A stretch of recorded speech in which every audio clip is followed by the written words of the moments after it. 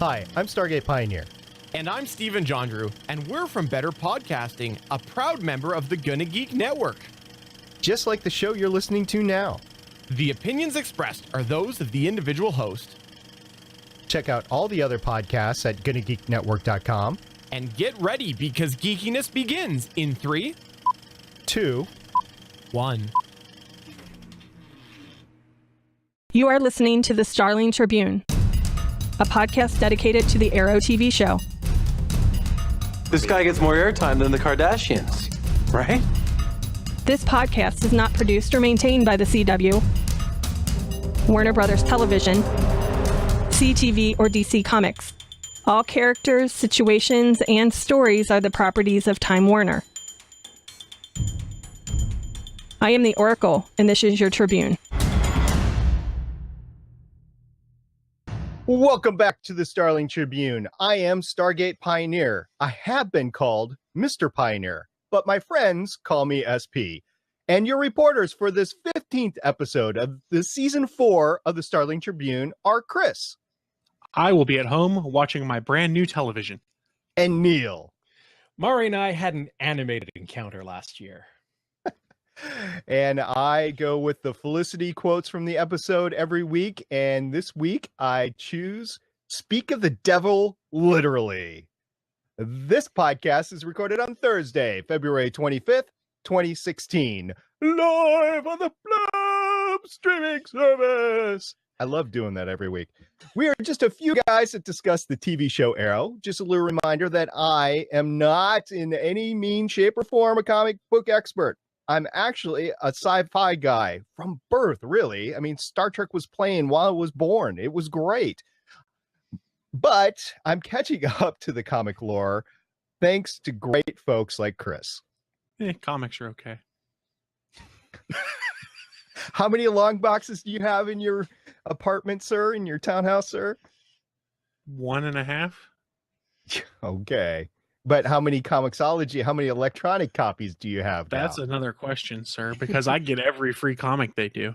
That's right. Yeah. And also I'm catching up to comics with Neil.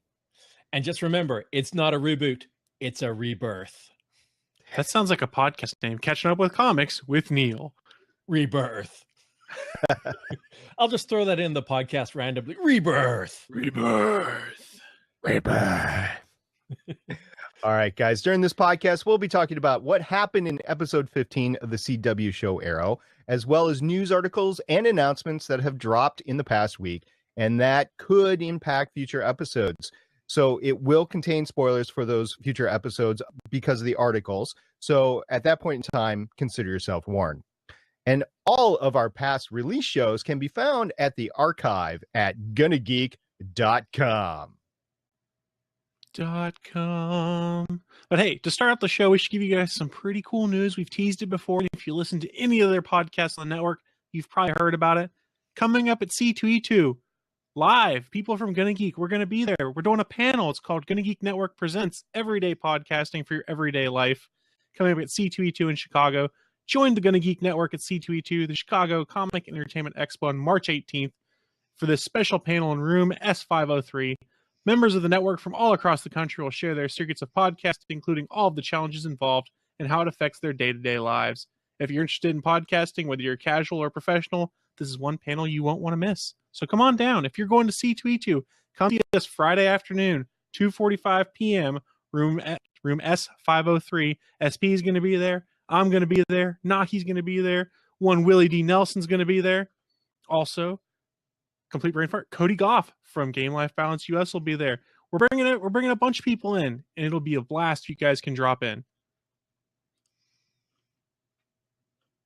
But that's probably enough for me right now. Neil, why don't you tell us about this episode of Arrow we're going to be talking about?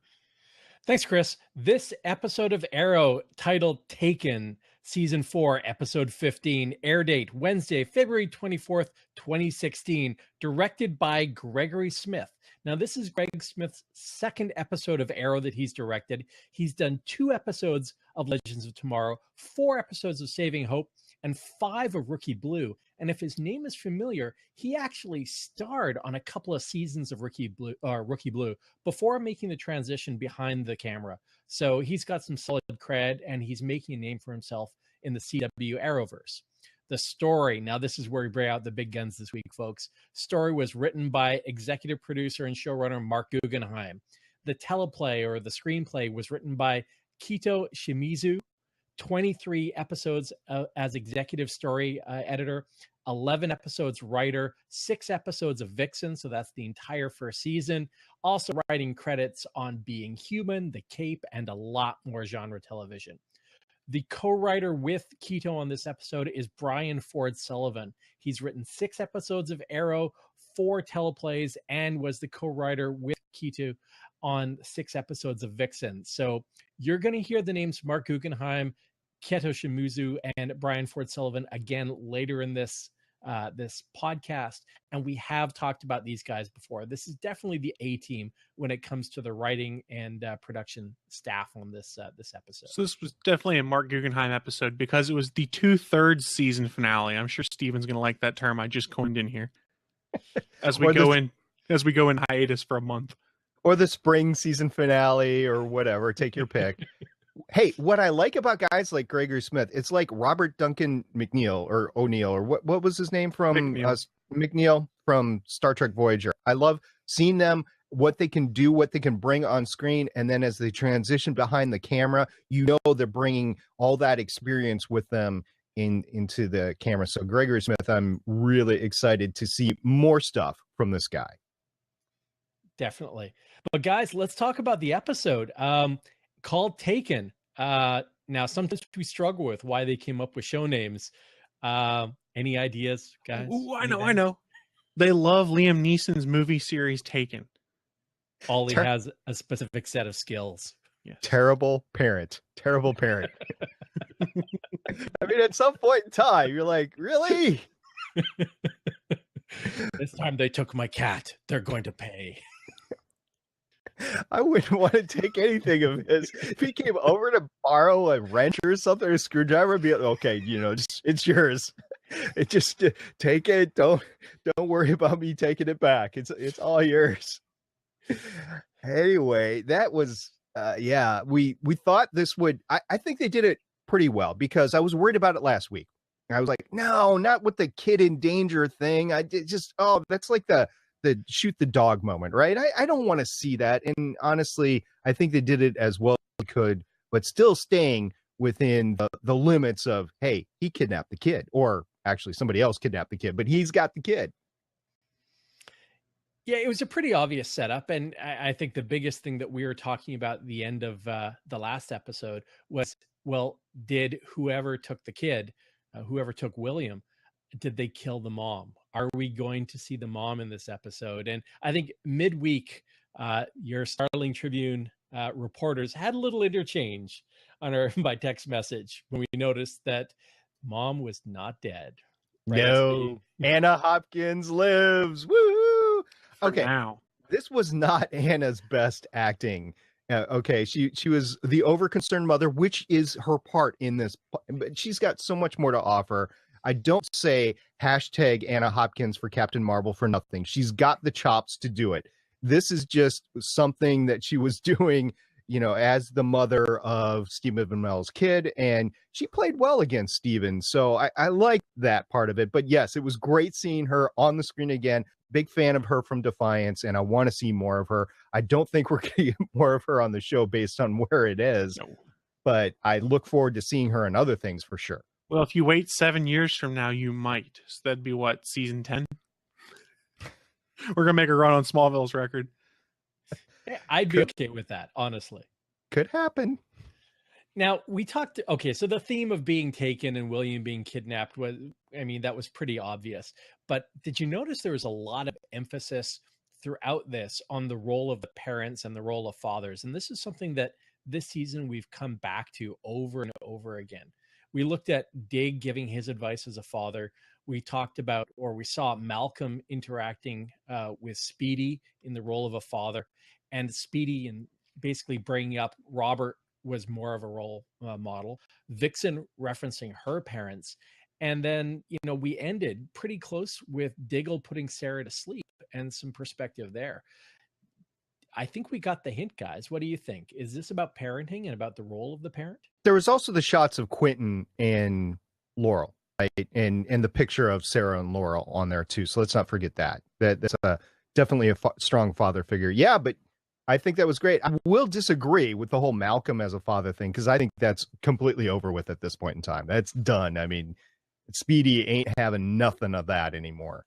Yeah, he broke that last tie. She's done with him at this point, I think.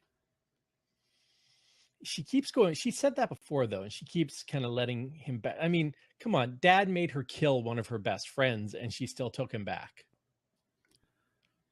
I don't think she's going to take him back anymore. I think this is well, I know I can't kick you out, but I don't want you around anymore. I was hoping she'd kill him, satisfy that bloodlust. He is down a hand. I mean, a little easier to get at. We're going to call him Anakin. Oh, too soon. Too soon. But listen, now, I think, in a personal opinion, and we'll talk more about this as we go through the episode, but this episode itself may have had some of the best writing, some of the best lines and the interaction between characters all season. I mean, huge props to Kito Shimizu and Brian Ford Sullivan on the teleplay on this one, because there's some powerful lines in this. There are. It was some of the most amazing dialogue that I've seen on or heard on the show. But also keep in mind that they built up these relationships over the course of 4 years, so they're able to interplay with all that back history and all the back relationships and all those back conversations.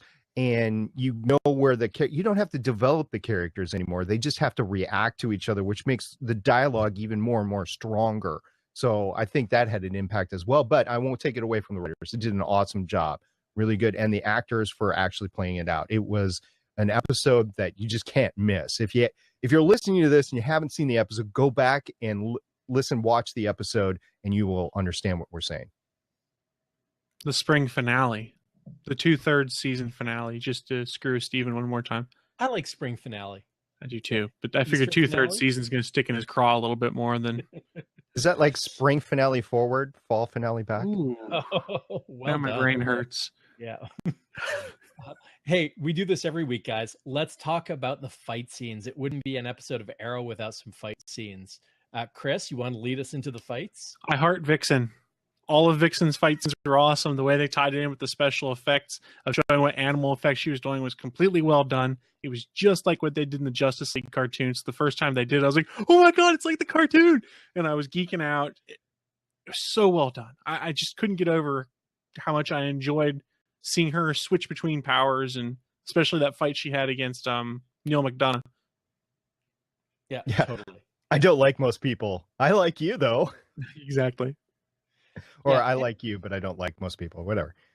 And one of our listeners in the chat said that it was interesting that they felt some of the Arrow actors may not have interacted as natural as they could, that they may have been a bit stiff around Vixen. And I didn't catch that myself, but I could see it. It's a new character. Remember, we just talked about the core cast has been interacting together for 4 years. So it's only natural that they're trying to figure out their way around the set with a new character, somebody new in the fight scenes. But it didn't really stick out for me, but I could see that if you caught it.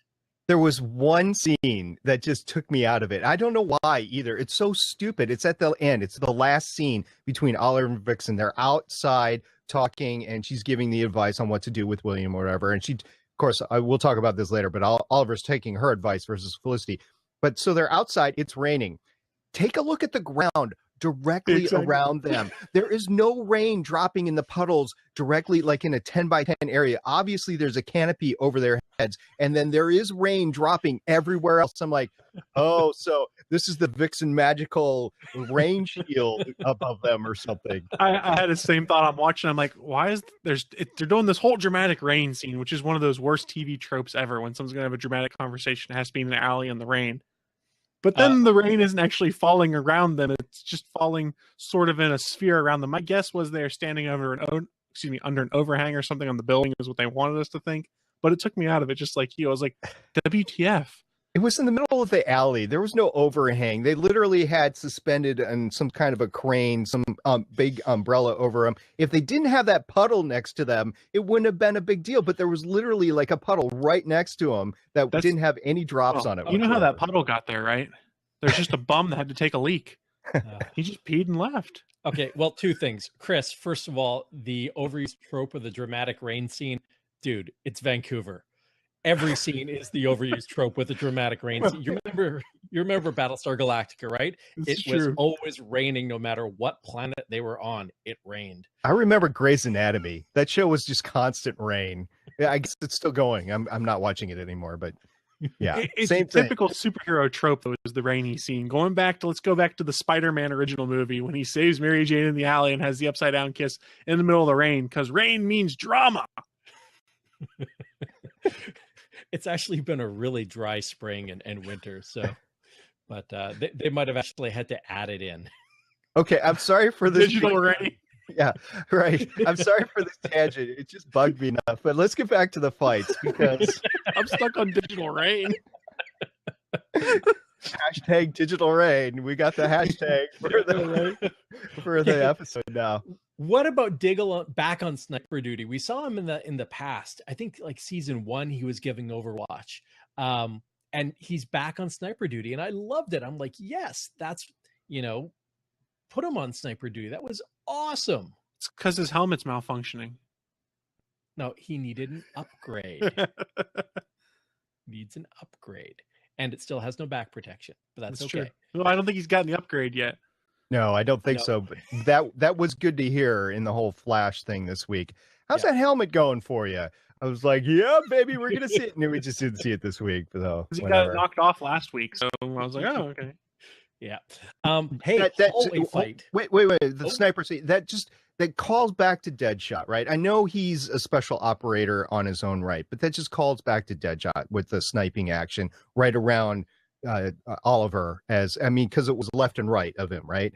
I don't know if I would have taken that shot. I'm a pretty good marksman. I don't know if I would have even considered taking that shot with Oliver in the middle. But you're not Diggle. He's like better than you.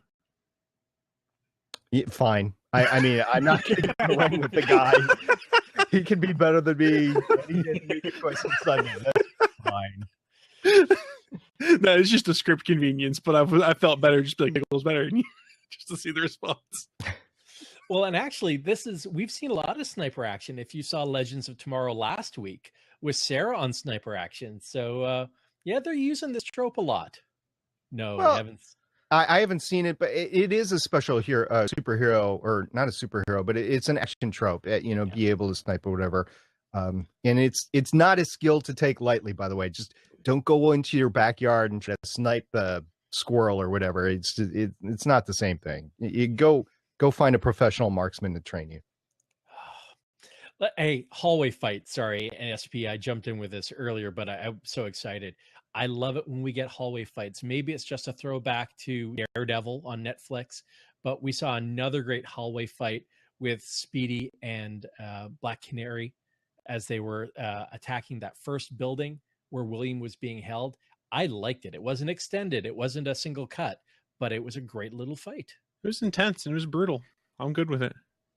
So I was watching this fight and I was fixated on Speedy. I was like, I wonder if that's actually her doing the moves. Yeah, guess what? No, it was a stunt double. It had to be, because I kept trying to look at her face and they blurred her face with a quick move around, whatever. And then they didn't show her face through half of it. Yes, she was in the front and the back, but in the middle of it, that was not her. If it was, I'm sorry, but I just don't think it was her. So did it pull me out of it? No, but I was looking for it because I love these fight scenes so much. And I'm wondering how much these actors have actually progressed with their physical skills. I don't know. Yeah. You know what? Again, 4 seasons. They've been working on this for a while. If you actually follow Katie Cassidy on Instagram and Twitter, she posts a lot of her fighting videos. Chris, I know that you're following everything that Katie Cassidy does on social media. She's your favorite character, so you can back me up on this. I follow a lot. I don't follow everyone from Arrow. I just follow a few select people.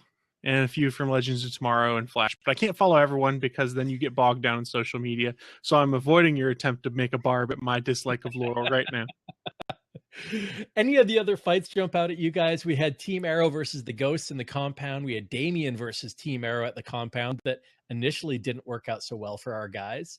Any fights jump out at you guys this week? Damien, when he loses his powers and is fighting Oliver because he's well in control, and then he loses it, and the way Neil McDonough played it off, like, oh crap, and then Oliver just beats everything hell out of it. It's like he's getting all of his stress out over what all had gone on. And I kid you not, this is one time I was like, kill him when he knocked him down. I was like, just kill him. Right. That the whole thing, I'll tell you, when Vixen is destroying the totem, that was powerful because of the way they did it with the CGI and everything. Yep. Just came off that she really had to bang that thing down. Although, again, I don't know what is with me and noticing crap like this. She's doing it over an old log, right? So if it's an old hardwood, whatever, okay. But it struck me as this like rotting tree trunk. And have you ever tried to take a sledgehammer to a rotting tree trunk? It goes straight in. And I'm like, but then again, I'm just being picky. It was a good scene. It was so powerful. She was just slamming it down with the animal force, and then she cracks. It just crumbles. It was great. So was it just me, or was anyone else worried that in the process of doing this, it was going to somehow damage her magical abilities, or the backlash of it was going to cause her amulet not to work? I was sitting there, I was like, is this how they're going to make her go away temporarily, and they'll make some other arc of how she goes and gets her powers back? Maybe I'm just overthinking, but I was like, maybe they're going to screw with us here. Did anyone else have that? I thought Damien was going to grab the amulet necklace and go, mine. He needs more magic now. He wanted it. Yeah, he does, and he'd known about it. I didn't think so. Chris, going back to your comment, I didn't think that was going to happen. You may have been overthinking it, but it would have been a cool plot twist. It's because I'm paranoid. Yeah, because you're paranoid. Oh, because he likes Laurel so much. Yeah, and again, in the chat room, we've got Vixen's intro fight. We've got the fight with William in the background. There were a ton of great fights, and we've talked about this before, but Bam Bam and the rest of the stunt and fight choreography team does a fantastic job on the fights on this show. And I think this is another one, even though we talked about how great the dialogue was, they still didn't ignore the fights and the physicality, and especially the strong female characters that they brought into it. So well done all around for the fight and stunt team. Whoever was, and I don't know if it was the stunt person or not, but whoever was doing the backflip with the bow on the back of Laurel's bike. Oh yeah, Speedy. I don't know who it was. It had to have been a stunt person, but the bike was moving. I mean, that was an actual stunt. I was like, whoa, that's some flexibility, man. Just a little pull a shot off that way. Yeah, and balance. Yeah, that's crazy. Just crazy. What about the island, guys? So we got some more island action. Not a ton, but they set some great stuff up. Chris, did you think he was back? No, I figured it was a ghost, or I thought it was a hallucination at first. I thought that was some personification of his guilt, and then I was like, you know what? Ghost of some kind. That's what I'm thinking, or a spirit. So I wasn't too far off.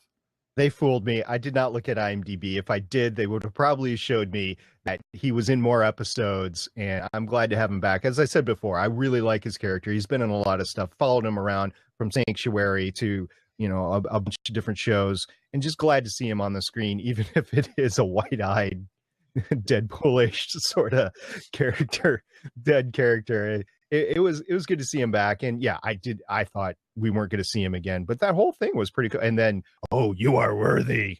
Oh, okay. Yeah. And we talked about it earlier in the season. We didn't know how the tattoo was going to come into play, but here it is. It's coming into play again. The glowing nightlight tattoo coming to the rescue. Nightlight tattoo. I love it. It was glowing straight through his shirt. That's some strong orange light there. I'm surprised.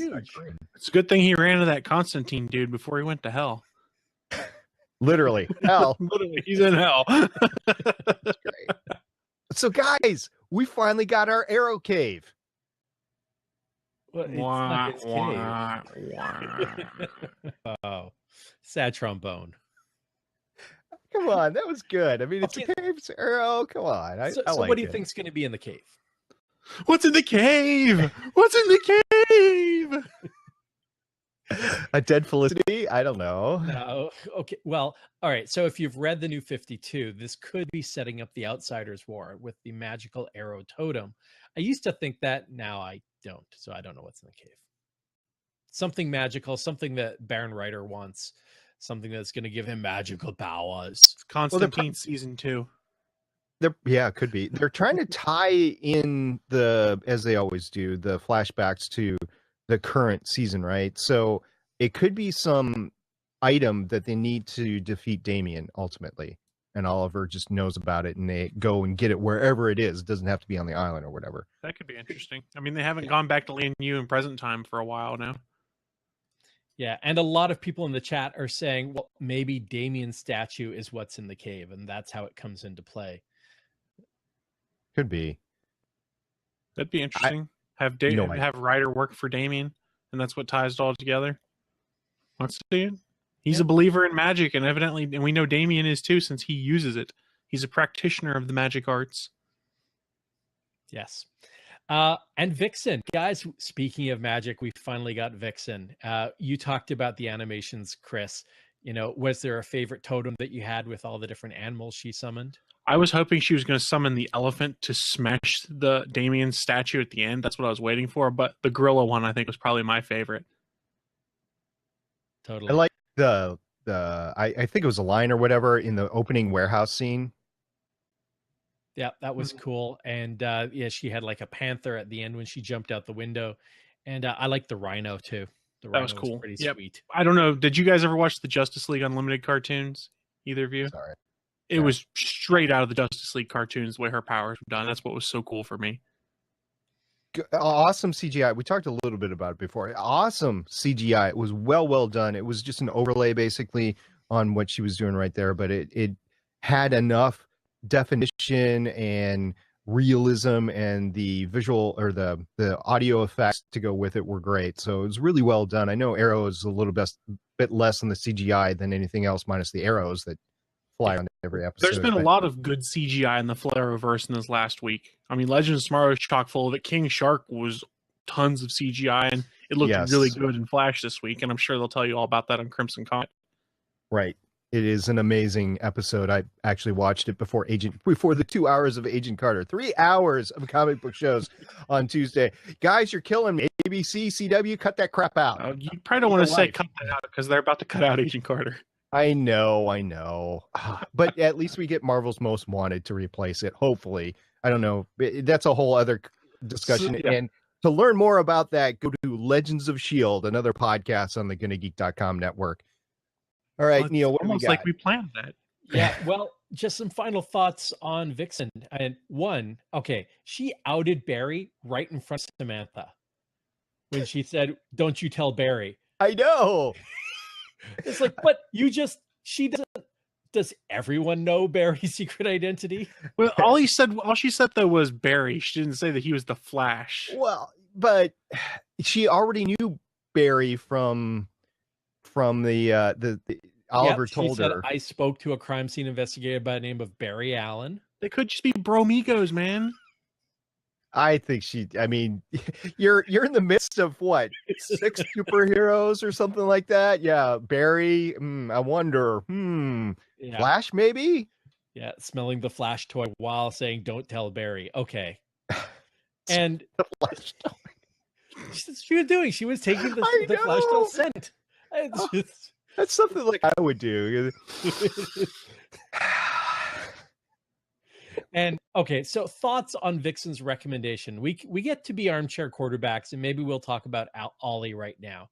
He had a couple of big calls to make in this episode, just flashing ahead to Ollie's decisions. Mm-hmm. He had the decision to quit the campaign, and he also had the decision to step away from William's life. And at least when it came to whether or not he was going to be a part of William's life, he listened to a couple people's advice. Not the one that counted, but at least a couple. He listened to Vixen, and he listened to Diggle. So let's talk about Vixen's recommendation. She said the best gift you can give him is his childhood and get out of the way.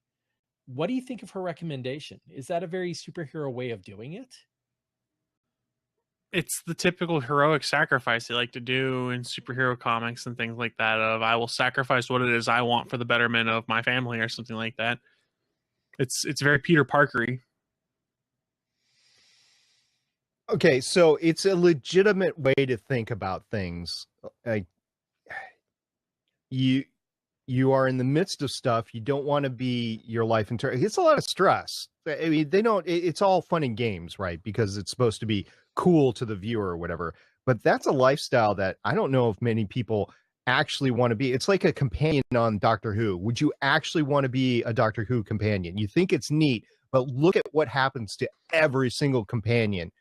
And if you want to learn more about that, go to Gallifrey Public Radio, which is also found on GonnaGeek.com. But that's just an example of the stuff that happens around superheroes. I mean, somebody will find out your identity. They'll think this is the way to go get you, whatever. So it's a legitimate way to think. However, the fault I see in all of this is that Oliver never discusses it with Felicity. He just makes the decision on his own, and he's solo, and he does not include her. And I think at that point in time, he broke whatever trust he had with Felicity. So I was thinking that originally too, but then as I kind of thought about it, he's very much struggling with this decision. And the last person he talks to is Vixen, who says, you need to let him go and something like that.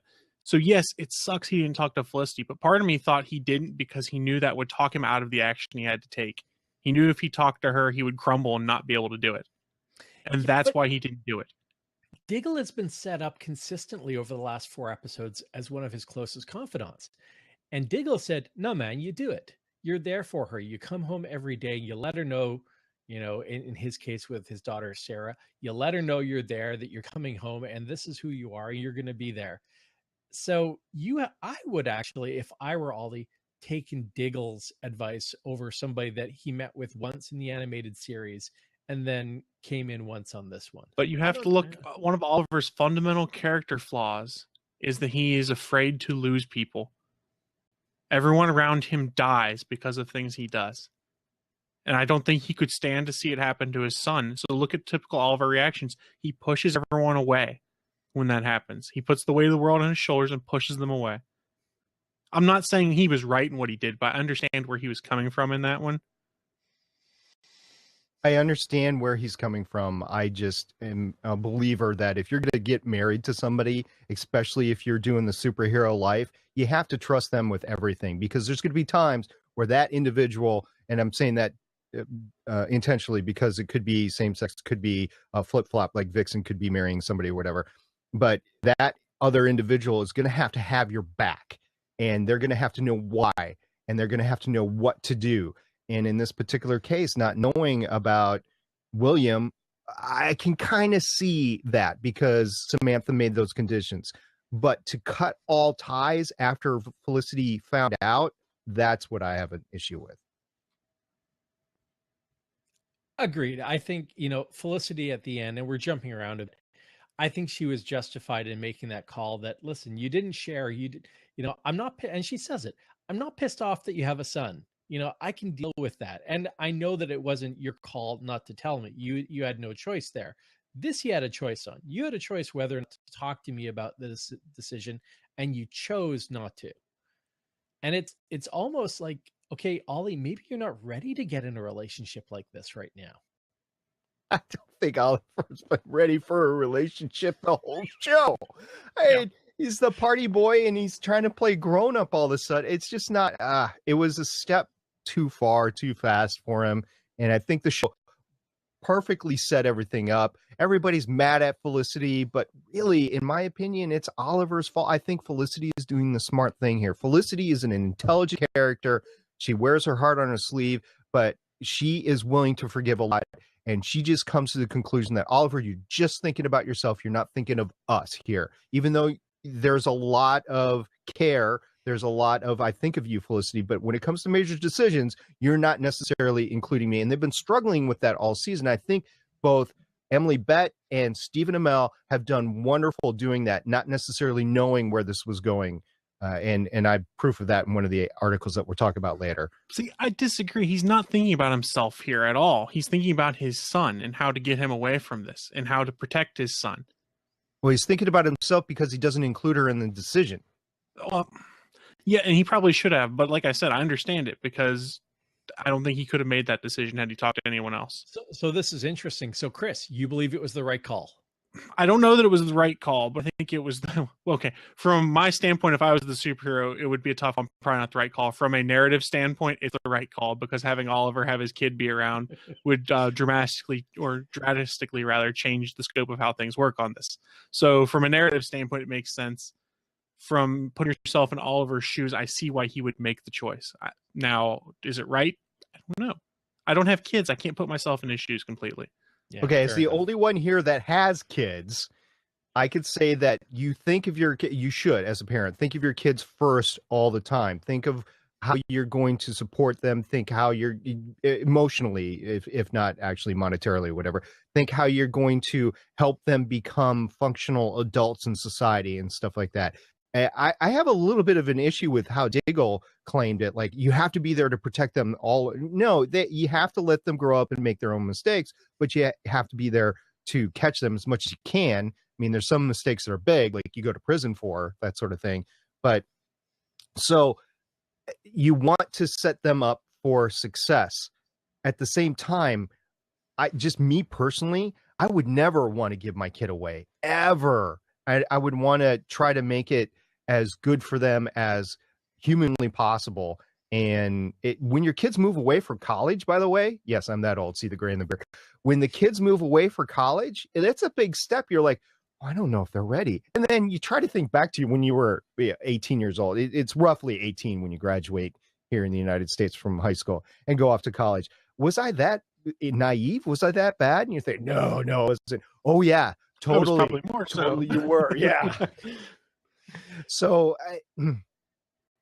I think I will agree with Chris. Narratively, the kid just couldn't stick around. The show's not built around little kids. I think you could do it on The Flash. I don't think you can do it on the Arrow because the kid was, I mean, Thea is only around because Malcolm taught her to survive. I think that maybe that's why they put that in this episode. It was to differentiate between Thea and William, because if William was around, something was going to happen to that kid. And let's also bear in mind, this is not a decision, rather, it seems like Oliver makes easily. He's brokenhearted as he gives his speech to his kid to see when he turns 18. I mean, it was not easy for him, and I don't think any of us were saying this here, but if anyone listening was thinking that, it's obviously a tough decision for him. I think he made, in his mind, what was the best decision in a bad time. Now, he's probably going to come to regret that because he did it instantaneously after a traumatic event. So who knows? It's going to come back. It's going to come back to bite us in the butt at some point in time, this decision more so. Right. Okay. Malcolm found William once. He knows William exists. He's going to find him again. Yeah. So in that perspective, maybe it is best for Ollie to actually know where William is. They're going to go to Earth 2 and be safe there.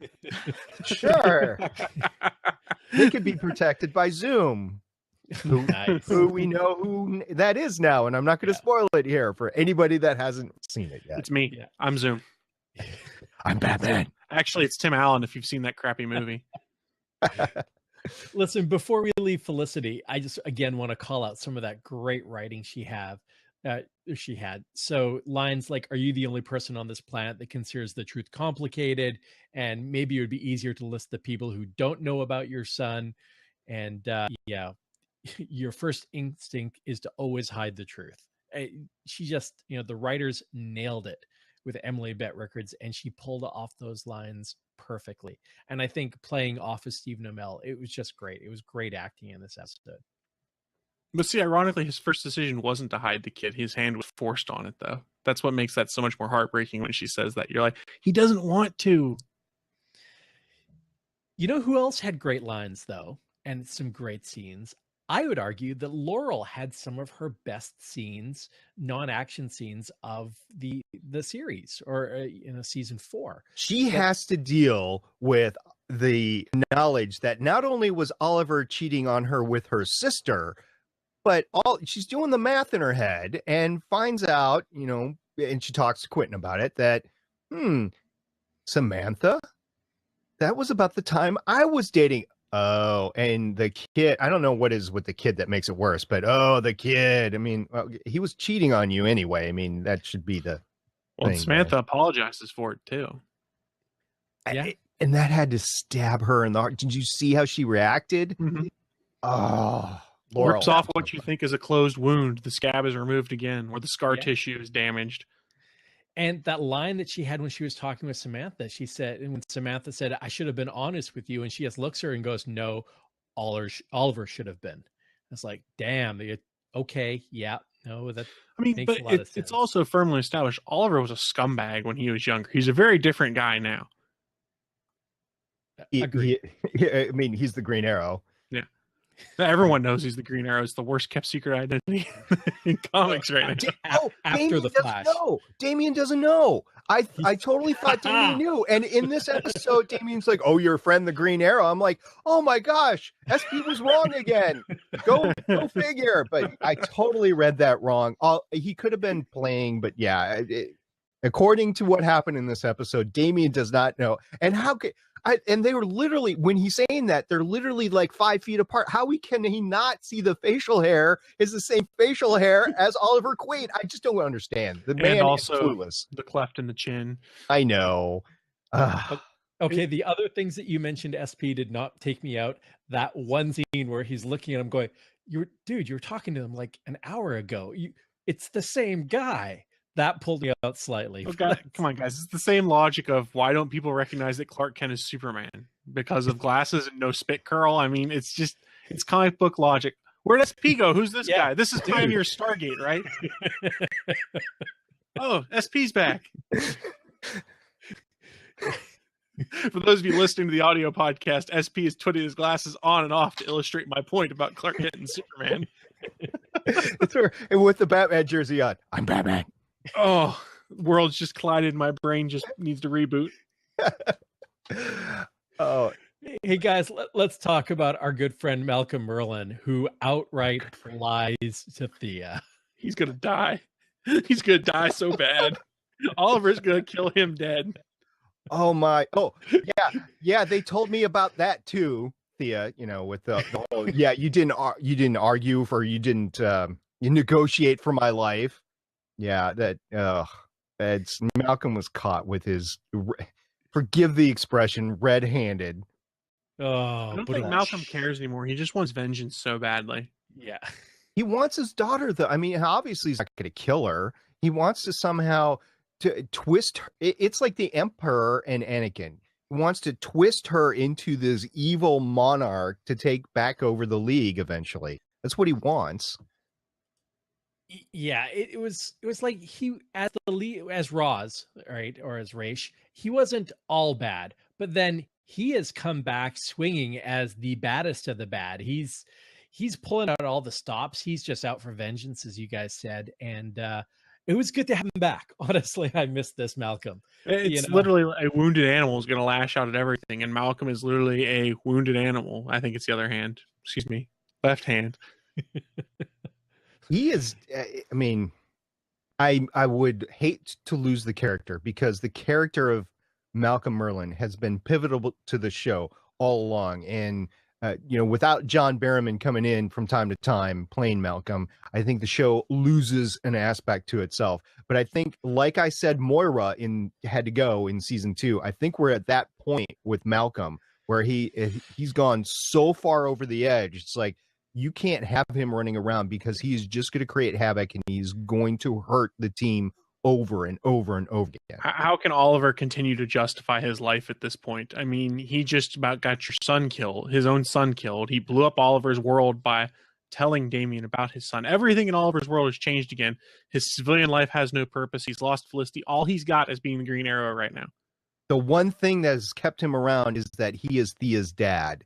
And now that Thea knows exactly who he is, what he's done, I think the door's open for it. I get all that, SP. I get that it's time for him to go, that Ollie can't justify it. But come on, he is such a great villain. I want him to see the big bad of season. I could have denied that. 5. Yeah, like they got to keep him around because they just can't afford to let him go. He's so awesome. He is so evil that you have to keep him. They're going to have to find a way to right his ship a little bit to keep him in the picture. I'm not sure there's a redemption arc at this point anymore. No. I'm not trying to say redeem him. I'm just saying like to keep him around. Like he's, like I said, he is so far over the edge that he should be falling right now, like Oliver off the cliff. Ooh, nice pull. Yeah, you like it? Yeah. I see what you did there. Yeah. And Thea, we talked about her a tiny bit. We talked about her face off with Malcolm Merlyn. And we talked about the stunt double doing the arching shot over the back and the hallway fight scene. We talked about how Diggles interacted. We talked about his helmet. Captain Lance, just a quick note on Captain Lance. He's not going to give Ollie a break. I don't think he's not been the biggest Green Arrow fan or Oliver Queen fan. And now this, oh yeah, again, he was cheating with somebody else on my little girl and had a kid. Yeah. But at the same time, I think he's one of those ones that realizes the Oliver from 7 years ago or whatever is not the Oliver from today. I mean, but they've had all these conflicts between each other, but I think he realizes that this is a different man. Yes, he's still going to be hurt over that, and he's still going to feel naturally angry because of what happened to his daughter, but it's not the same Oliver. I can see Quentin totally disagreeing with how Oliver does things from here on in. But at the same time, there's no more allies left. It is Quentin and Team Arrow, and that's it. And they got Rive coming in from the Mirror campaign. So, I mean, there's a need to keep this alliance along. And who knows? Captain Lance might end up in the grave. We don't know. He's been our pick for a very long time, or at least a couple of us. So that could happen. And we then have a complete disarray in the infrastructure of Star City. So that would be a big hole to fill at this point in time. But they're going to have to, if that happens, whatever, the two of them, Team Arrow, Oliver Queen, and Captain Lance, are going to have to work together because there's nobody else. Mm-hmm. Agreed. Yeah, totally. Okay, we haven't talked about Neil McDonough's character. We talked about getting his butt kicked. Again, he has the best one-liners. The line, I think we've seen that movie before. I win, you lose, rinse, repeat. And then the big shock with the Vixen scene. Well, that happened. He's great. Love him. Love it. Go ahead. Go ahead. Okay, If I had my choice between Neil McDonough and John Barrowman, I would take Neil McDonough. But Neil McDonough is a higher premium actor than John Barrowman, so I just see where this is going. We're not going to get Neil McDonough back in the Flareverse after this season. And Neil McDonough just chews scenery so well. Every time he's on there, you're like, oh, this is going to be fun. Yeah. I love his eyes. The bright blue eyes. They're just amazing. Now, he apparently has no more magic. Will it stick? He's smart enough to be able to find other ways. Yeah. So I think it's possible. Might be different magic. Yes, totally agree with you, SP. What I thought when I saw that is, how many people in the Hive organization has he force choked? How many people has he turned into enemies, killed their buddies? He cannot be feeling safe within the Hive organization right now. See, this is, I don't know what kind of a force he is without the magic. Of course, he's surprised without the magic and Oliver beats the crap out of him. But I don't know what kind of a force he is without the magic. He could be a lot better than we saw against Oliver without magic. So it's TBD in my opinion. I don't know if I can make the call right now. It also kind of struck me weird. I just thought of this. He loses his magic and then loses his ability to fight. He was in the League of Assassins with Ra's al Ghul. He should be able to fight pretty well. Maybe it's just a matter of his magic was a crutch and he grew dependent on it. I don't know. But I could see there being an interesting twist where he doesn't tell Hive he doesn't have his magic and he tries to play it off like he's still got it while he's trying to find a way to regain some version of it. Yeah, because I guess all the Hive members that would have witnessed that, they're all dead now, right? Team Arrow killed them, right? Or they were unconscious when this happened. Yeah. Agreed. Now, in the preview for the next episode, he seems to be still in prison. So Malcolm's kind of gloating. I don't think this bodes well for him within the Hive organization, at least, getting back into his seat of power immediately, at least. No, that's true. Could be Malcolm's making a play for his seat now, which would be really weird considering he was just leading the League of Assassins, who was diametrically opposed to Hive. I don't know. It's Malcolm. He can talk his way into anything. He's a slippery little eel. He's an opportunist. Truth. No, what I was thinking in this episode is I miss Nissa. I really do, because I think she should be involved. No. I think she should be involved in this power struggle, because if she doesn't realize it, she's disbanded the only thing that's really kept these two people in check. And she needs to be conscious of what's going on here. So I don't know if we'll see her again in the season or not. I hope we do. But she has created a mess that needs to be cleaned up. True story, man. Agreed. Hey, quick comment on William, with him saying he didn't want the Flash action figure any more than he picks up. And let's be clear, he picks up the Hood action figure, not the Green Arrow action figure, because they haven't released one yet. So, well, in our time frame, not the Flareverse. I'm sure in Flareverse there's a Green Arrow action figure. Well, exactly, and not a Vigilante or a Hood action figure, which makes it even more ironic. Who kills a bunch of people? Exactly. Here's my action figure of the murdering guy, but the totally different guy, I don't have an action figure for yet. Yeah, if he won an action figure for a murdering guy, he should have got this one, a Deathstroke. Nice. Now you guys are just showing off. I've got the Arrow and a Deathstroke 2-pack over there. This is it. Kicking it East Coast. This is all I got. That works. Oh, jeez. Failed this today. All right. For those Nicely audio done, listeners, guys. there was a bunch of Arrow-related toys and magazines and comics or whatever that was just shown. Great. So We were comparing our geek swag. Yeah.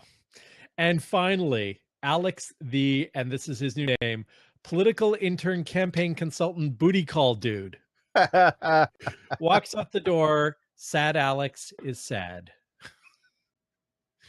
Yeah. Is the campaign over? Is he going to re-announce? Are we going to come back?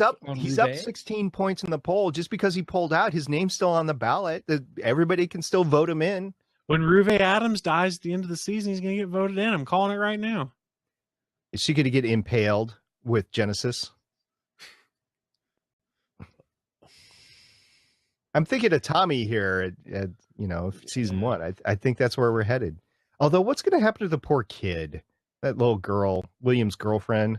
Well, in season 10, she's going to come back and try and kill Oliver for killing her mother. Well, world building.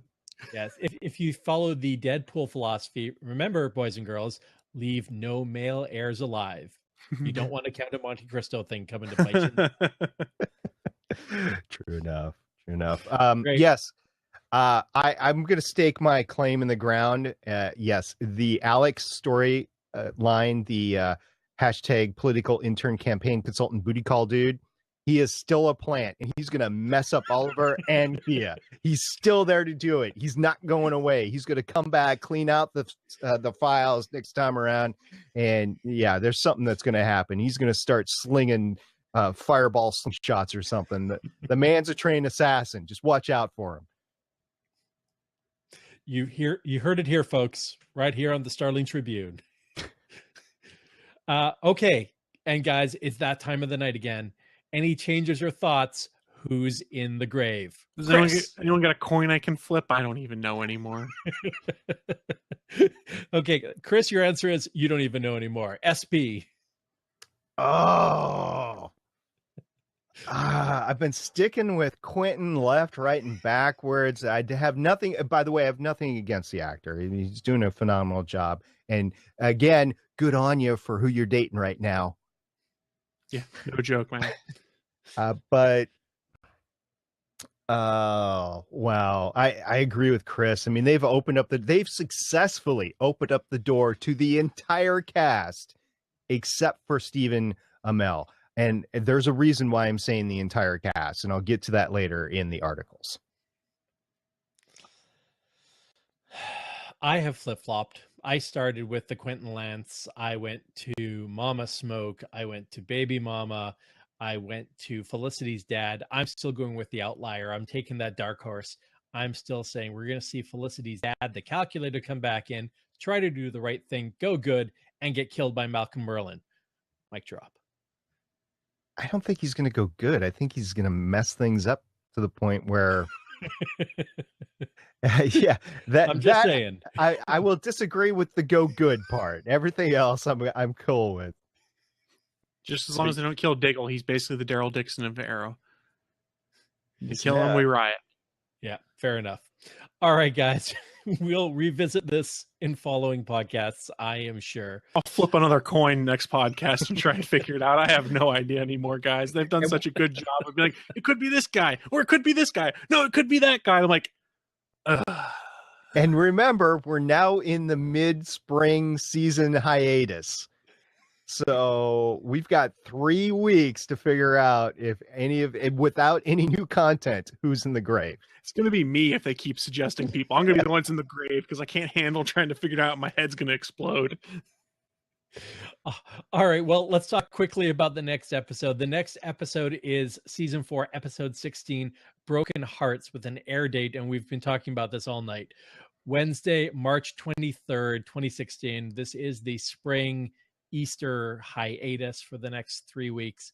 So no Arrow for 3 weeks. The episode, when it comes back, will be directed by John F. Showalter, with writers Rebecca Bellato and Nolan Dunbar. And there has been no synopsis made available yet, but we have seen from the trailers that we get Cupid again. So great to see Cupid back. What we will get on Starling Tribune next week, we are going to be taking a look at one of the graphic novels that has been released within the last year, and that is the Arrow Season 2.5. So this is a graphic novel that was written to bridge the events between Season 2 and Season 3. It's going to answer a lot of the questions about what happened to certain members of Suicide Squad. How did Roy get his red costume? How does Ollie, when he has no fortune, still get all these trick arrows? So it's a really important piece of canon. And as we talked about it before, the writers were Mark Guggenheim, Keto Shimizu, and Brian Ford Sullivan, the 3 writers and the executive producers that we got on this episode. The artists are Joe Bennett, Simon Kurninsky, and Craig Young. And it was released originally digitally on Comixology in graphic novel format in September 2014 and collected in 2015, October. So, check it out at your local comic book store, go on to Comixology, and you can even now go into the new DC All Access app and buy it there. So again, if you're watching the video, Arrow Season 2.5, the graphic novel.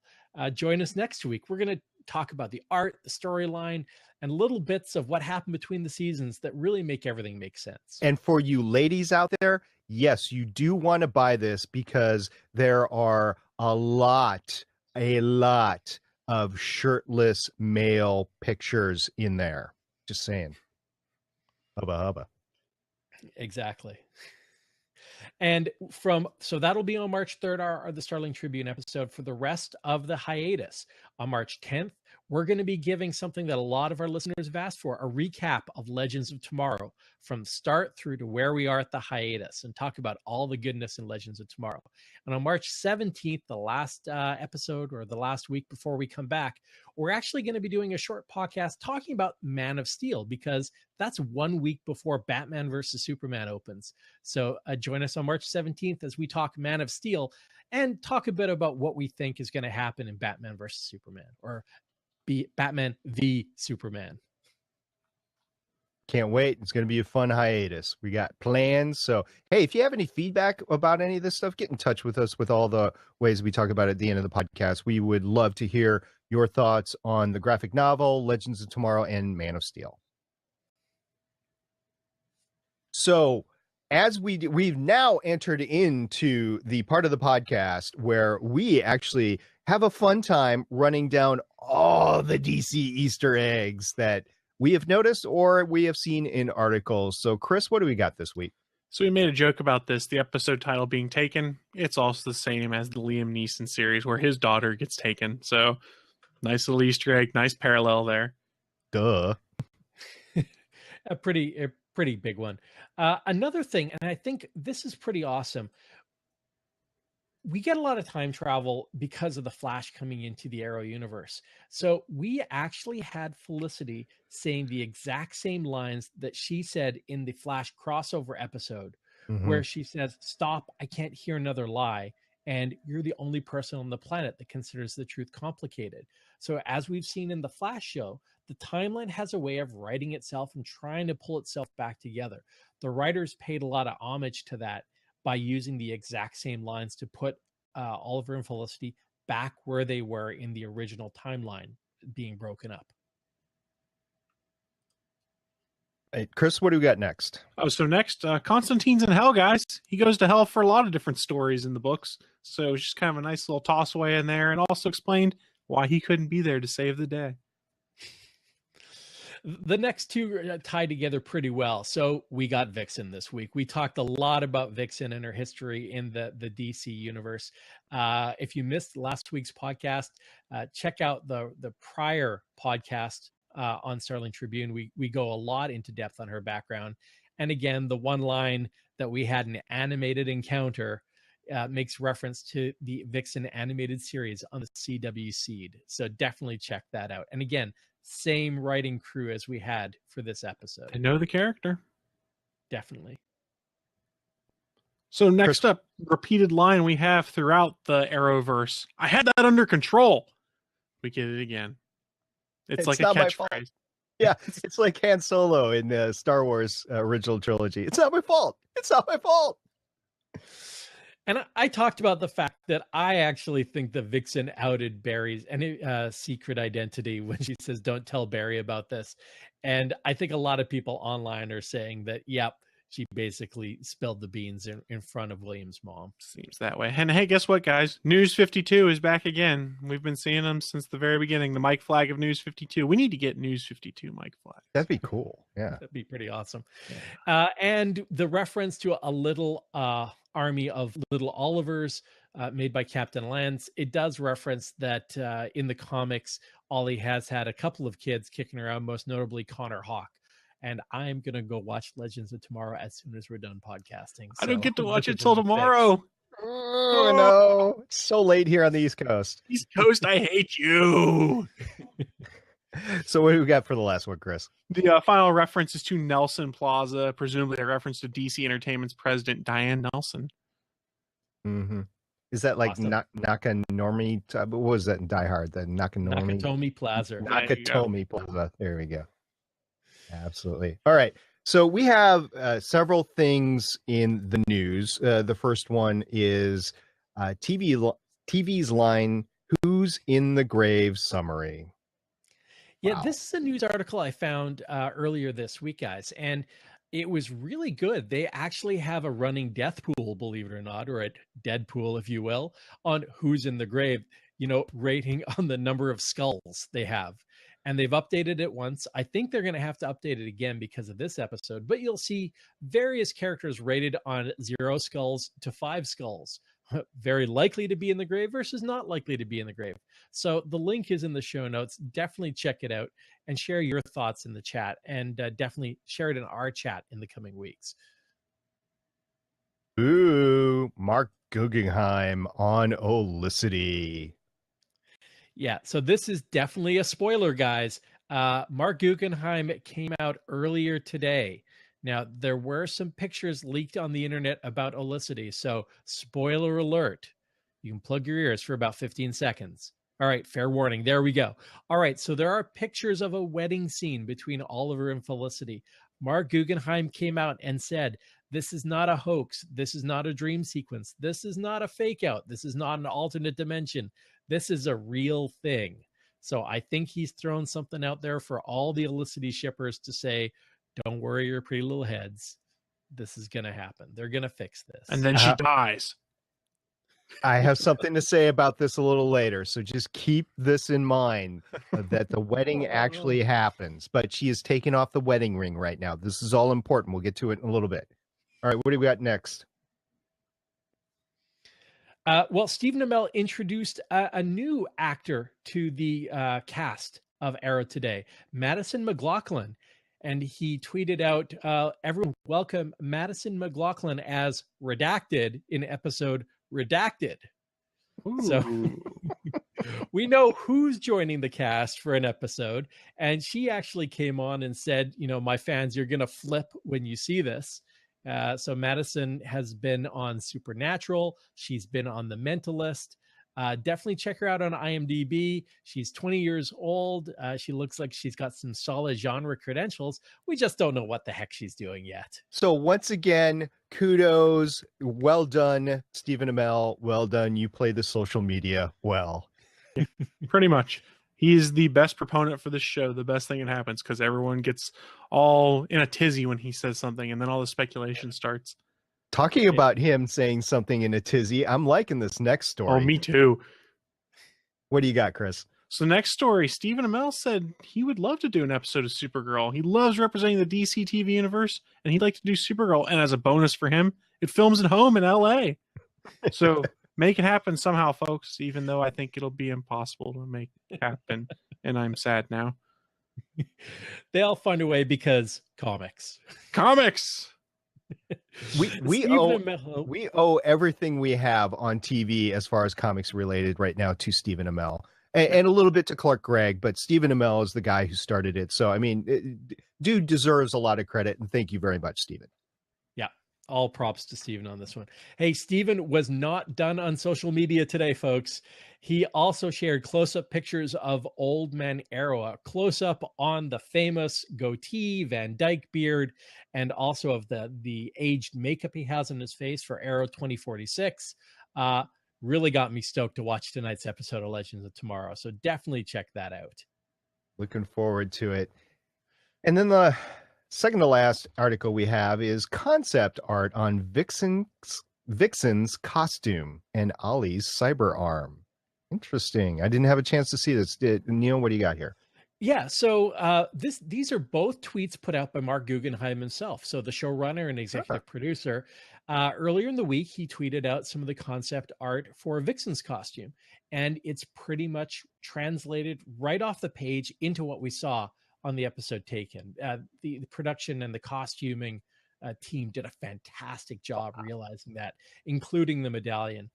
And then Mark Guggenheim's tweet today was the costume for Arrow 2046, including the cybernetic arm. So very cool. Again, just in case the Arrow fans weren't going to watch Legends of Tomorrow, this just gives them a little nudge. So I know how he lost the arm. It's because he didn't have sleeves. Cut right through that open flesh right there. Hashtag bring back sleeves. Bring back the sleeves, Ollie. And if you hadn't seen it also, before Legends Tomorrow Tonight, they released a minute and a half on YouTube of everyone in the Arrow Cave in the reveal of Oliver. Mark Guggenheim must be giving Wendy Miracle a week off because she has been running the helm on this show. She has been the season 4 showrunner for Arrow. Absolutely. So I think Mark Guggenheim just came in and said, hey, why don't you take a week off? I got this. Yeah. Just coming back home to play. Yeah. And hey, so we're not done with the news yet. A bit of a spoiler. We've seen a lot of pictures of Deathstroke for tonight's Star City 2046 for Legends of Tomorrow. And today they actually revealed who Deathstroke 2046 is. And spoiler alert, it's not Slade Wilson. It's Grant Wilson, the son of Slade Wilson, who was in the comics the original Ravager hired by Hive to take out the Teen Titans and confront his dad. So very cool pulling from the comics lore on this one. I wanted Slade. Yeah, we all did.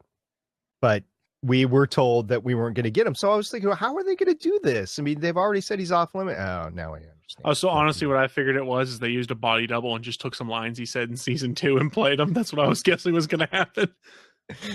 Oliver Queen. Except with an Australian accent. Yeah, exactly. You're right, exactly. Yeah, SP's accents is really good.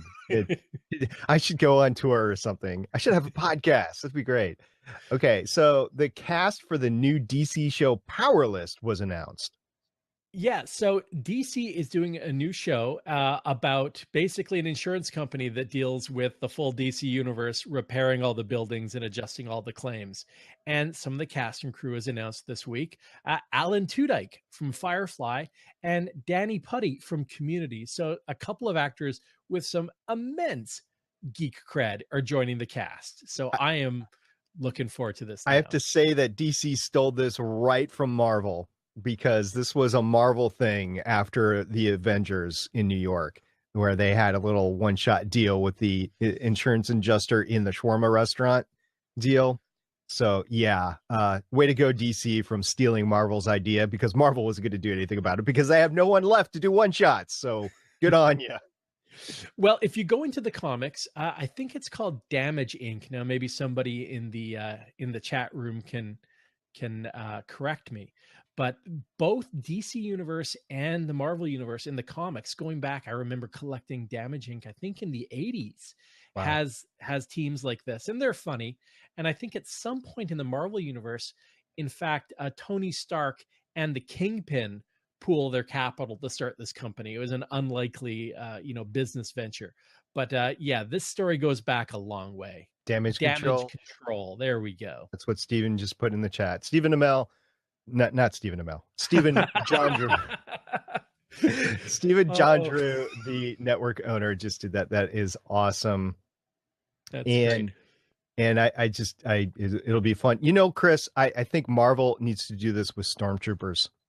After the battles, when they come in to kind of clean up everything. So there was an animated series, sort of, or maybe a fan film, I can't remember, called Troops, that was modeled after Clerks, that has a very similar feel to it. That'd be awesome. Yeah, Troops. I remember that. It was a fan film. Hey guys, there's going to be an R-rated director's cut of Batman v Superman: Dawn of Justice. Hashtag James Gunn was right. Remember, James Gunn came out and said Hollywood's going to learn the wrong lessons from Deadpool.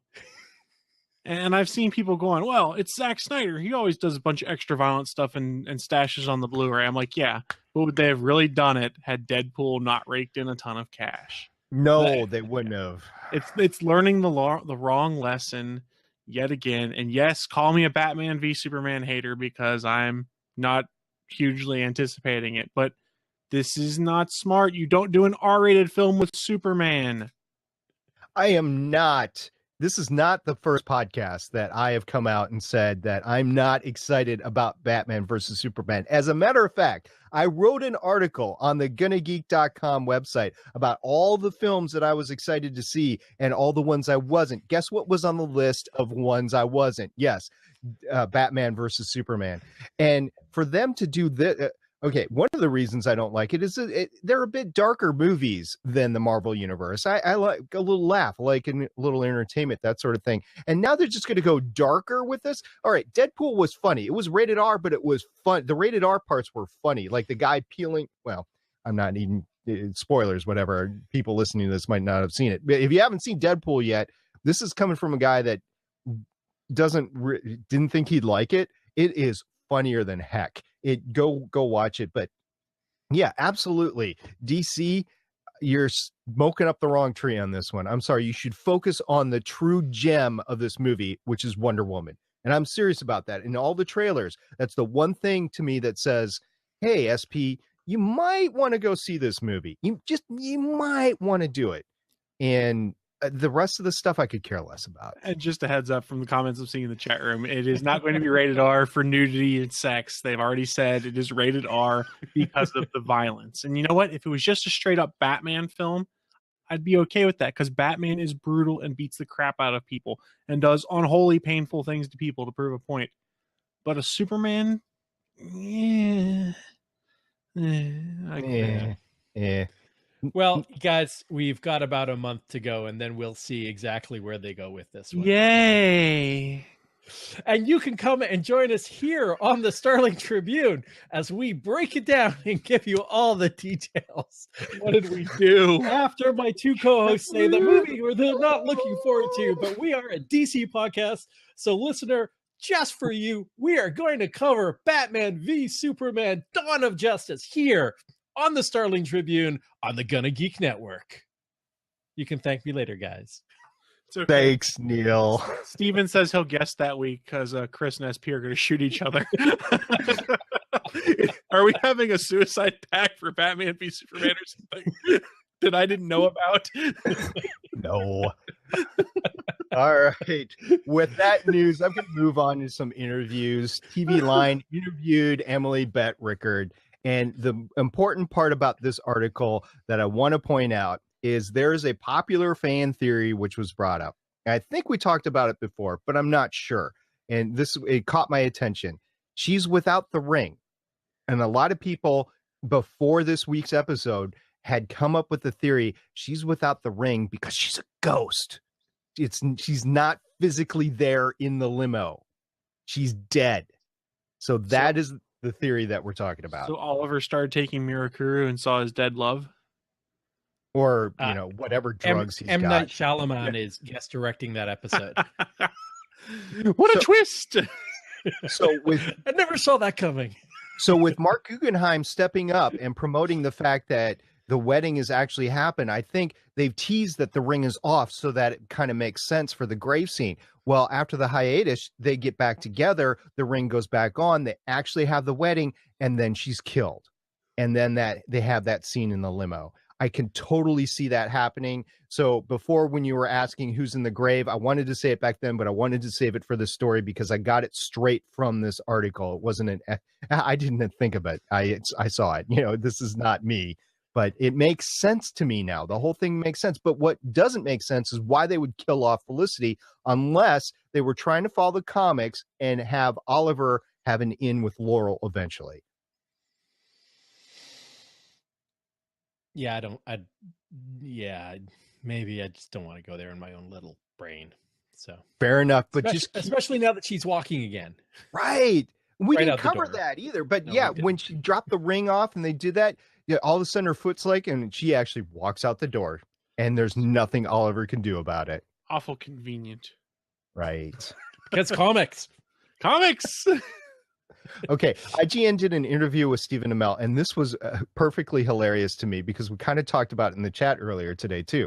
But anyway, one of the things that he was saying was that the superhero costumes on the set don't exactly fit the first time out. So he said that we've learned a lot in shooting this show, but unfortunately Vixen was a victim of the costume not fitting and that she had some severe bruising or chafing or whatever during it. But one of the funny things was that when Grant Gustin first put on his Flash costume, he actually couldn't lift his knee up. So he's supposed to be running super fast, right?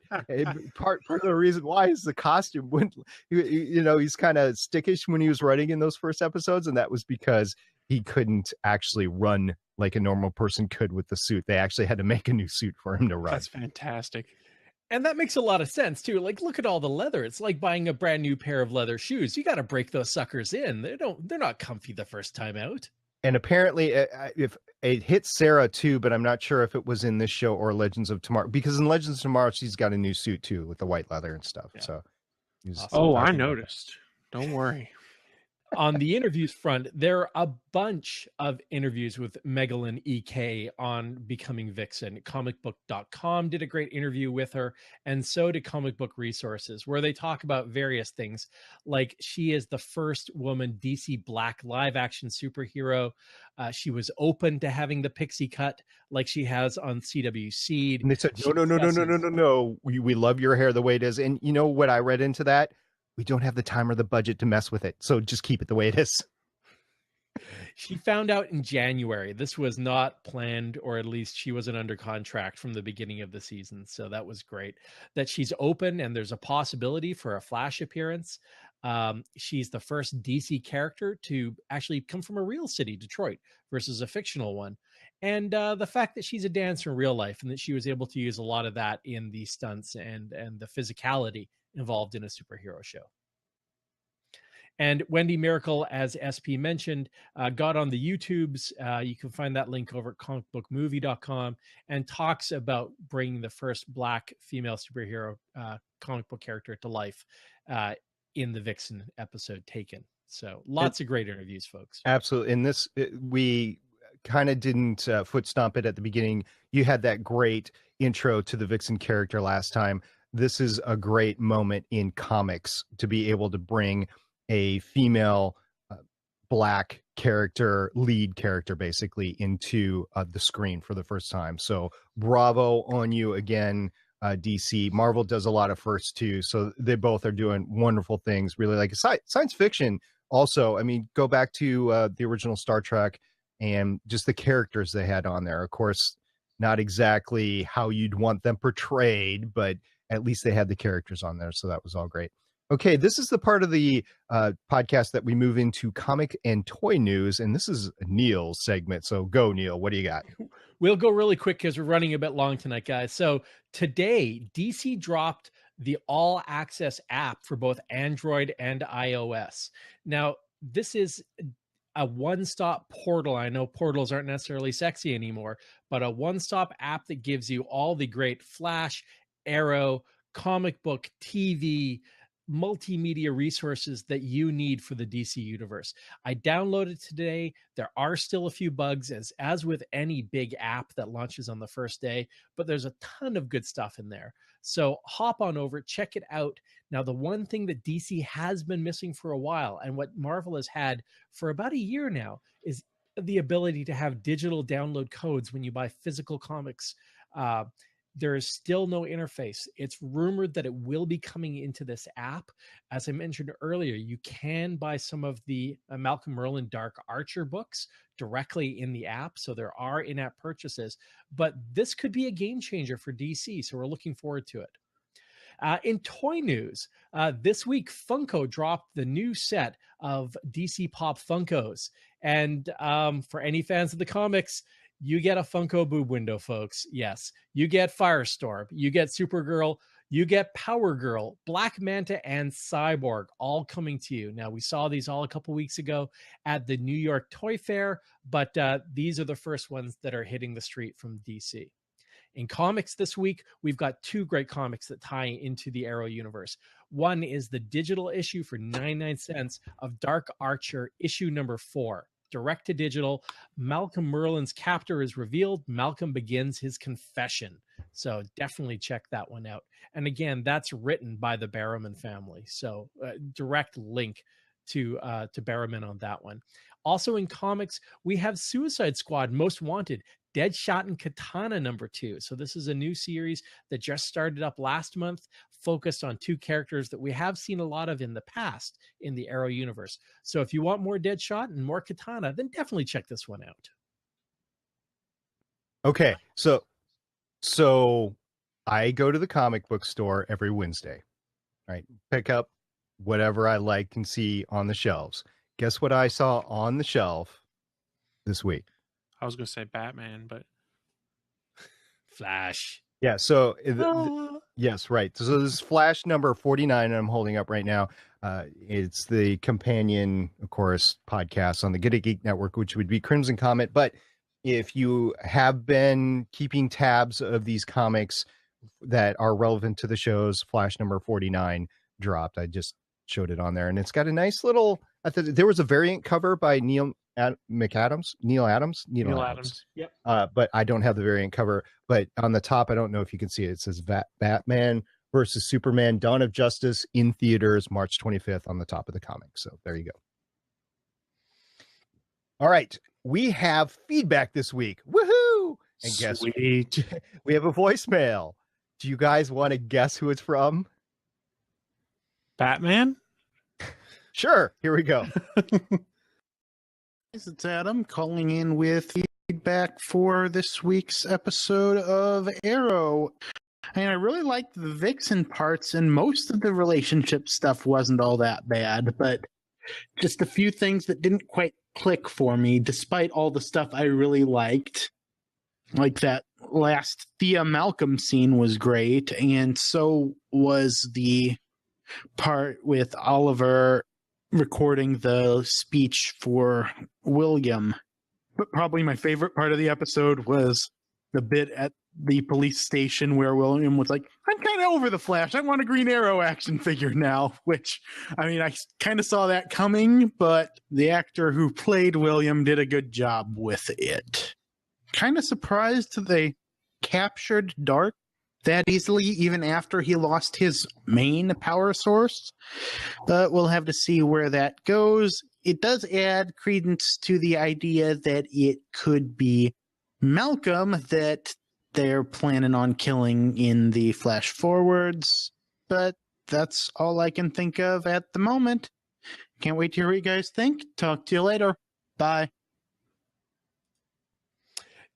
Adam, thank you so much for the weekly voicemail. That's, I had a lot of the same thoughts when we talked about this, when it came to William and, the action figure. I love that scene. I think we've covered most of Adam's points on that one, but as usual, you're bang on, Adam. And thank you very much. He drops those voicemails like right after the episode, and then he scurries off and does another episode of something or whatever he's doing. So I just want to thank him for taking the time to do that. Really appreciate that. And don't forget, we do have a voicemail line at 612-888-CAVE or 612-888-2283. Or if you want to record an MP3 file and send it to me, it's stargatepioneer@gonnageek.com. So don't forget, guys, we are part of a network. We talk about it a lot because we like a lot of the stuff on here. So if you want to find a bunch of other geeky podcasts, geeky articles, advice, things like that, head on over to gonnageek.com. And while you're there, you should check out some of the other awesome podcasts. This week, we want to talk about episode 96 of Tyrion's Landing. It's a Game of Thrones podcast. So if you're a Game of Thrones fan, you might have seen there was a trailer that just dropped recently. Well, in this latest episode of Tyrion's Landing, Jeannie and Nikki discuss their theories of what the first full trailer for Game of Thrones means coming up. So head over to go check that out at gonnageeknetwork.com.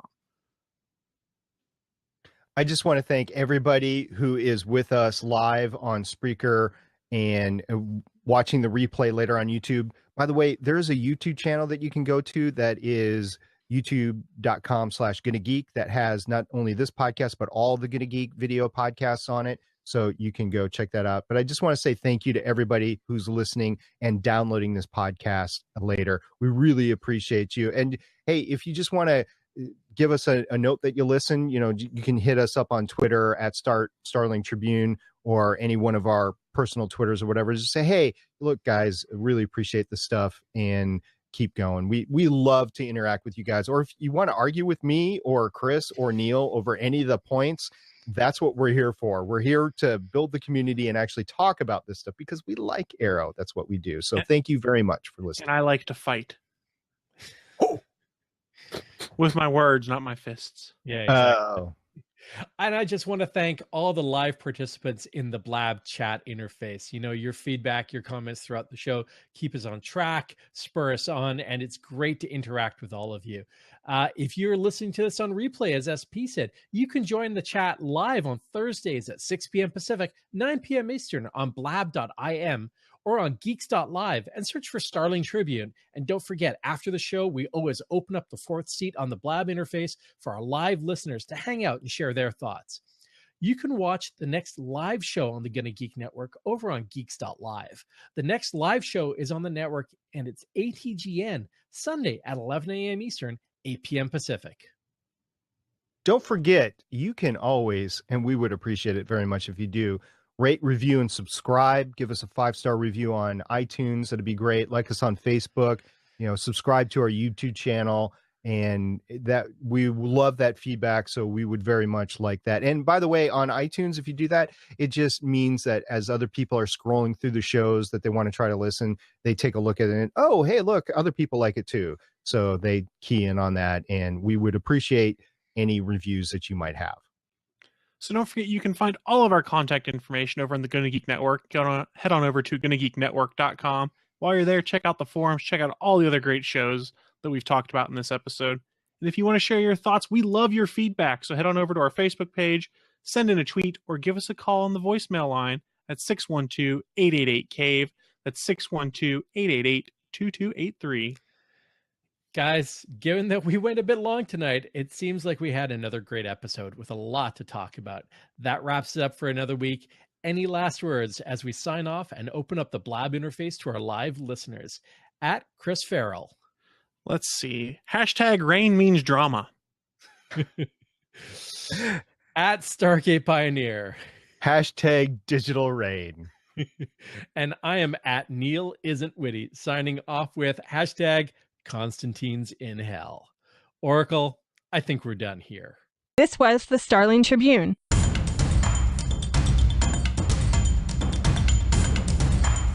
You can leave us feedback at gonnageek.com or check out our archive at starlingtribune.com. Visit GonnaGeek.com for more podcasts. Music by Kevin MacLeod can be found at Incompetech.com. This podcast is not produced or maintained by the CW, Warner Brothers Television, CTV, or DC Comics. All characters, stories, and situations are the property of Time Warner. No infringement is intended. We will see you for the next episode of CW's Arrow.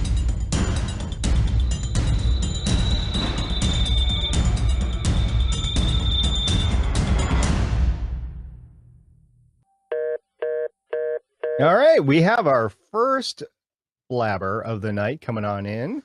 Look a dude. I believe this is Zach. I believe that is his name.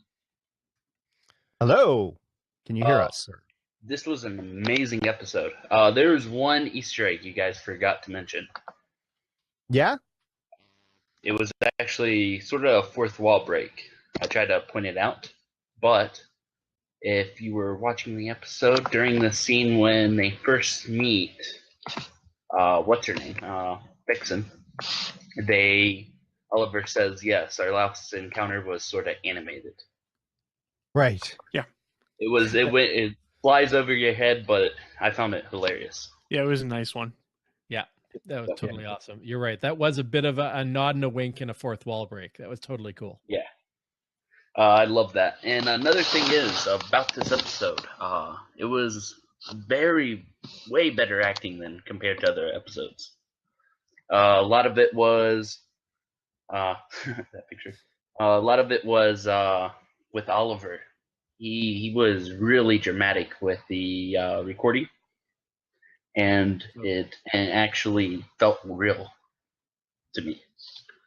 And one note on that, by the way, from a production standpoint. So he's sitting at the table, the kitchen table, whatever, with the laptop, and it's facing outside. So he's got all that backlight on him. There's no way his face could be seen on that recording. Just a little podcast producer note there. Yeah. It's hilarious. It was a really good episode. I have a question. Sure. Quest. Why would he have to record the message and not tell him in person? Is it because he thinks he will end up dying before his son's 18? Well, he's not going to know where his son is. That was part of what he said, is he doesn't know where Samantha and William went. Yeah. Okay. I went both places. I thought either, she's, Samantha's not going to search him out when she turns 18, or, you don't know. Superheroing is dangerous, and he's going up against some pretty bad people. So I thought he was covering his bases either way. Yeah. Well, I'm going to leave you guys to go till Wednesday or tomorrow. I'm going to go ahead and watch Legends of Tomorrow. So I'm jealous. Awesome. I can't watch until tomorrow. And thanks for all your comments in the chat, too. That was awesome. Thanks really appreciate it. Yep. Thank you so much. Yeah, absolutely. We were reading them all along. I suck at typing, so. Yeah, right. So thank you very much. We don't ignore you at all. We're just recording a podcast, and sometimes we got to focus on what each other is saying, and sometimes we don't care what each other are saying. So, but either way works. But thank you very much for your interaction. We really do appreciate it, and we look forward to seeing you again next week. One thing I'd like to go before I leave. Arrow didn't have that great of a finale at the end. Compared to Flash, which I'm not going to say anything because spoilers. Oh, but last season. You mean this week's episodes? Is that what you're talking about? Season finale or whatever, or seasonal finale. Spring finale, break. Fall, whatever. Okay, so these week's episodes, well, that was big on the Flash. That's huge on the Flash. For sure. Yes. Yeah. Yes. For Arrow, it didn't seem right. Just her being able to walk all of a sudden. As an adult, that's married and whatever, that is huge. What happened? That was, the female genre that watched the demographic that watched the show, they would have eaten that up. Where she just left all the shippers, exactly. Yeah, or left the ring on the table, and then for the first time since she got shot over Christmas, she just got up and walked out the door, and there was nothing that Oliver Queen could have done about it. I think that was very meaningful, probably to a different demographic than yourself, but it was it's very just, big. it seems realistic to me. I understand the dramatic point to it, but the whole just being able to walk after months and months of sitting, even with PT. Mm-hmm. So there's a good note there, by the way, that I did not go over in some of the articles that Emily Bett actually, in the interviews that she gave, she actually sat down with somebody that was recently forced to live the rest of their life in a wheelchair. And they were very helpful bringing her through how that would affect you, whatever. And she said she regretted completely the fact that they could not portray any of that because the storyline was just moving along too fast. But she said in reality that her moving into a wheelchair, being forced to be in a wheelchair, would have had such a significant impact on somebody's life. And they just did not do it justice here. And that she regretted that they couldn't bring that forward, but that she did recognize that for people that are put in that position, she recognizes the hardship that they actually go through. Yep. I'll let you guys go. Okay, nice thanks meeting for you. calling in. Yeah. Thank you so much. Remember those tight leather pants. Absolutely. Thank you very much. All right. Does anybody else want to come in for the night, or do we get to go and either sleep or watch Legends of Tomorrow? I wish I was watching Legends tomorrow. That's tomorrow's plan. Go be nerds. You too, sir. You too. All right.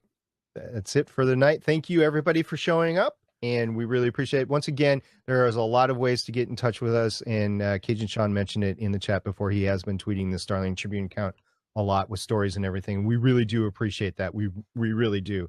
And thank you very much for doing that. All right. You guys have anything else to say? No, that was fun, guys. Hope to see you guys next week. And thanks for hanging there with us as we geeked out a lot over this last episode. Absolutely. We'll see you guys next week. Bye. Bye, guys. I know.